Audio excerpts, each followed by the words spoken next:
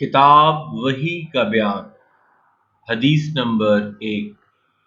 آپ صلی اللہ علیہ وآلہ وسلم فرما رہے تھے کہ تمام اعمال کا دار و مدار نیت پر ہے، اور ہر عمل کا نتیجہ ہر انسان کو اس کی نیت کے مطابق ہی ملے گا۔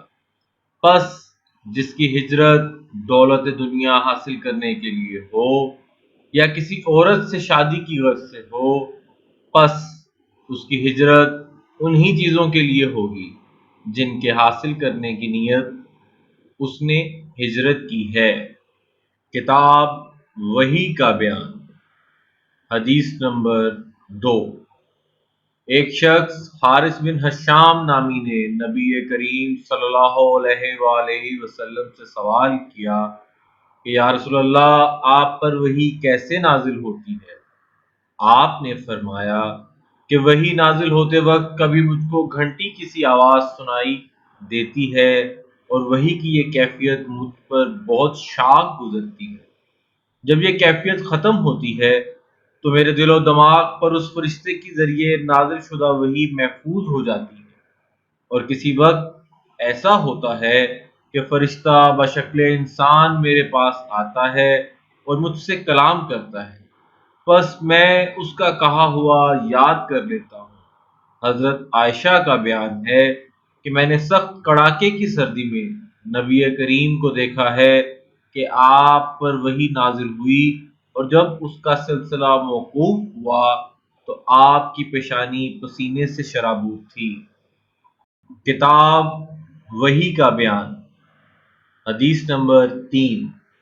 نبی کریم صلی اللہ علیہ وآلہ وسلم پر وحی کا ابتدائی دور اچھے سچے پاکیزہ خوابوں سے شروع ہوا۔ آپ صلی اللہ علیہ وآلہ وسلم نے خواب میں جو کچھ دیکھا وہ صبح کی روشنی کی طرح صحیح اور سچا ثابت ہوا۔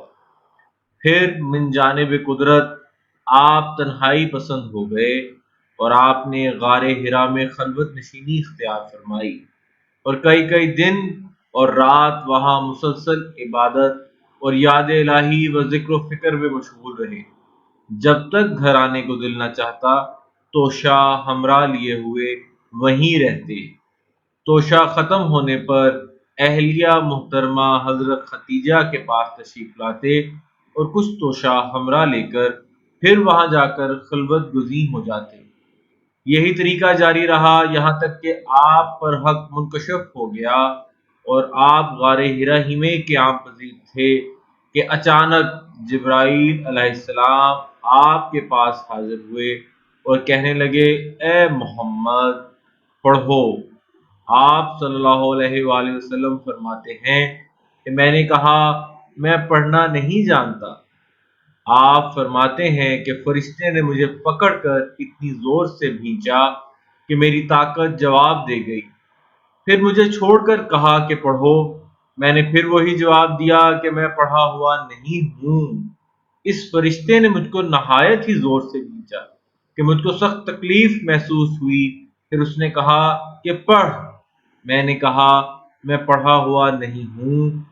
فرشتے نے تیسری بار مجھ کو پکڑا اور تیسری مرتبہ پھر مجھ کو بھینچا، پھر مجھے چھوڑ دیا اور کہنے لگا، پڑھ اپنے رب کے نام کی مدد سے جس نے پیدا کیا اور انسان کو خون کی پٹکی سے بنایا۔ پڑھو، اور آپ کا رب بہت ہی مہربانیاں کرنے والا ہے۔ بس یہی آیتیں آپ صلی اللہ علیہ وآلہ وسلم جبرائیل علیہ السلام سے سن کر اس حال میں غار حرا سے واپس ہوئے کہ آپ کا دل اس انوکھے واقعہ سے کانپ رہا تھا۔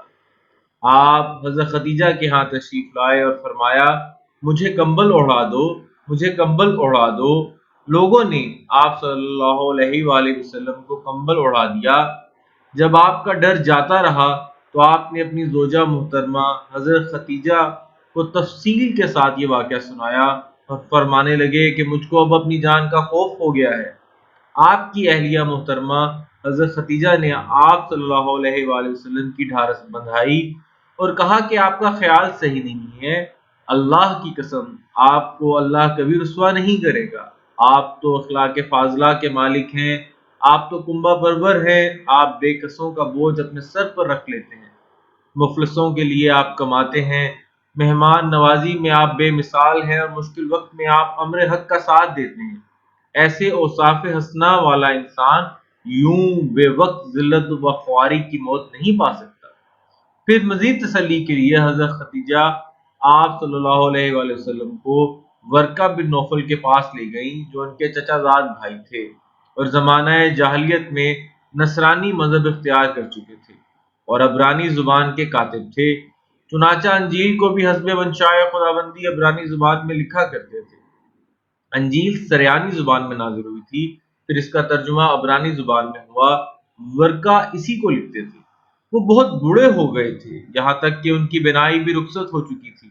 حضرت خدیجہ نے ان کے سامنے آپ صلی اللہ علیہ وآلہ وسلم کے حالات بیان کیے اور کہا کہ اے چچا زاد بھائی، اپنے بھتیجے کی زبانی زرن کی کیفیت سن لیجئے۔ وہ بولے کہ بھتیجے، آپ نے جو کچھ دیکھا ہے اس کی تفصیل سناؤ۔ چنانچہ آپ صلی اللہ علیہ وآلہ وسلم نے از اول تاخیر پورا واقعہ سنایا، جسے سن کر ورقہ بے اختیار ہو کر بول اٹھے کہ یہ تو وہی ناموس معزز رازدان فرشتہ ہے جسے اللہ نے موسیٰ علیہ السلام پر وحی دے کر بھیجا تھا۔ کاش میں آپ کے عہد نبوت کے شروع ہونے پر جوان عمر ہوتا، کاش میں اس وقت تک زندہ رہتا جبکہ آپ کی قوم آپ کو اس شہر سے نکال دے گی۔ رسول صلی اللہ علیہ وآلہ وسلم نے سن کر تعجب سے پوچھا کہ کیا وہ لوگ مجھ کو نکال دیں گے، حالانکہ میں تو ان میں صادق و امین و مقبول ہوں؟ ورقہ بولا، ہاں یہ سب کچھ سچ ہے، مگر جو شخص بھی آپ کی طرح امر حق لے کر آیا، لوگ اس کے دشمن ہی ہو گئے ہیں۔ اگر مجھے آپ کی نبوت کا زمانہ مل جائے تو میں آپ کی پوری مدد کروں گا۔ مگر ورقہ کچھ دنوں کے بعد انتقال کر گئے۔ پھر کچھ عرصہ تک وحی کی آمد موقوف رہی۔ کتاب وحی کا بیان، حدیث نمبر 4۔ آپ صلی اللہ علیہ وآلہ وسلم نے وحی کے رک جانے کے زمانے کے حالات بیان فرماتے ہوئے کہا کہ ایک روز میں چلا جا رہا تھا کہ اچانک میں نے آسمان کی طرف ایک آواز سنی اور میں نے اپنا سر آسمان کی طرف اٹھایا، کیا دیکھتا ہوں کہ وہی فرشتہ جو میرے پاس غار حرا میں آیا تھا، وہ آسمان و زمین کے بیچ میں ایک کرسی پر بیٹھا ہوا ہے۔ میں اس سے ڈر گیا اور گھر آنے پر میں نے پھر کمبل اوڑھنے کی خواہش ظاہر کی۔ اس وقت اللہ پاک کی طرف سے یہ آیات نازل ہوئی، اے لحاف اوڑھ کر لیٹنے والے، اٹھ کھڑا ہو اور لوگوں کو عذاب الہی سے ڈرا اور اپنے رب کی بڑائی بیان کر اور اپنے کپڑوں کو پاک صاف رکھ اور گندگی سے دور رہ۔ اس کے بعد وحی تیزی کے ساتھ پے در پہ آنے لگی۔ کتاب وحی کا بیان، حدیث نمبر 5۔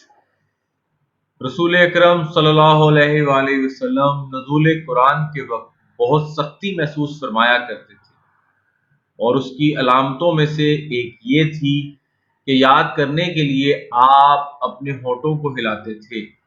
ابن عباس نے کہا کہ میں اپنے ہونٹ ہلاتا ہوں جس طرح آپ ہلاتے ہیں۔ سعید کہتے ہیں کہ میں بھی اپنے ہونٹ ہلاتا ہوں جس طرح ابن عباس کو میں نے ہلاتے دیکھا۔ پھر انہوں نے اپنے ہونٹ ہلائے۔ پھر یہ آیت اتری کہ اے محمد، قرآن کو جلد جلد یاد کرنے کے لیے اپنی زبان نہ ہلاؤ، اس کا جمع کر دینا اور پڑھا دینا ہمارا ذمہ ہے۔ ابن عباس رضی اللہ تعالیٰ عنہ کہتے ہیں، یعنی قرآن آپ صلی اللہ علیہ وآلہ وسلم کے دل میں جمع دینا اور پڑھا دینا ہمارے ذمہ ہے۔ پھر جب ہم پڑھ چکیں تو اس پڑھے ہوئے کی اتباع کرو۔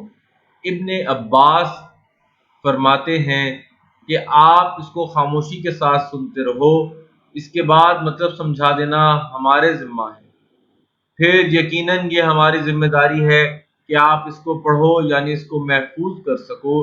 چنانچہ اس کے بعد جب آپ کے پاس جبرائیل وحی لے کر آتے تو آپ توجہ سے سنتے، جب وہ چلے جاتے تو رسول صلی اللہ علیہ وسلم اس وحی کو اسی طرح پڑھتے جس طرح جبرائیل علیہ السلام نے اسے پڑھا تھا۔